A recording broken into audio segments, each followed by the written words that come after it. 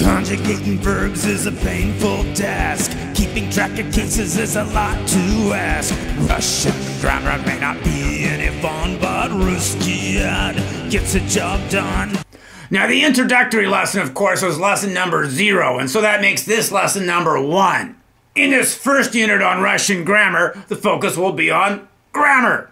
That is, of course, why the unit is called Russian grammar in the first place. When dealing with grammar, we must work with things such as declension, cases, and gender, which change the basic forms of most words in Russian. So to kick things off, we will talk a little bit about pens. The Russian word for pen is ruchka. Now listen to this sentence really carefully.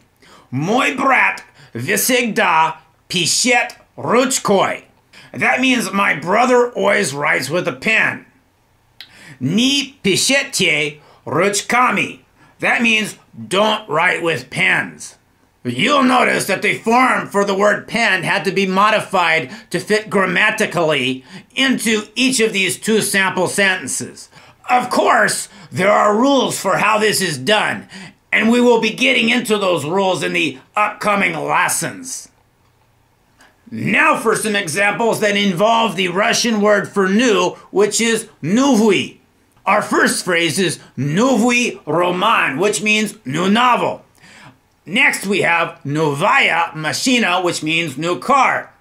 And finally we have новое здание, which means new building. You can see that in each of these cases, the form of новый was altered slightly. Moving along, we have some examples that involve the Russian word for door. And the Russian word for door is dверь. Our first example goes like this. Нет двери в этой комнате, which means there isn't a door in the room.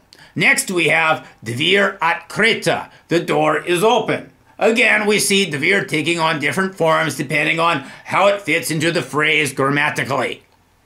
Next, we have some examples involving the Russian word быть, which means will or to be. First off, we have я буду, which means I will. Next, we have ты будешь, which means you will. And finally, we have мы будем, which means we will. Again, быть is altered to fit into each grammatical situation. The Russian word for book is our next example, and the Russian word for book is книга. Our first sample phrase goes like this. Мы прочитали эту книгу, which means we read this book. Next we have книга большая, which means the book is big. And finally we move on to мой, which is the Russian word for my. Мой брат means my brother, моя сестра means my sister, and моё радио means my radio. And you can see, of course, that мой had to be altered in each case. So those were just some basic examples of how words must be changed in Russian to fit into their grammatical situation. We have now reached the end of this lesson, and so it is time for Rusky Ed to sign off. До свидания! Rusky Ed gets the job done.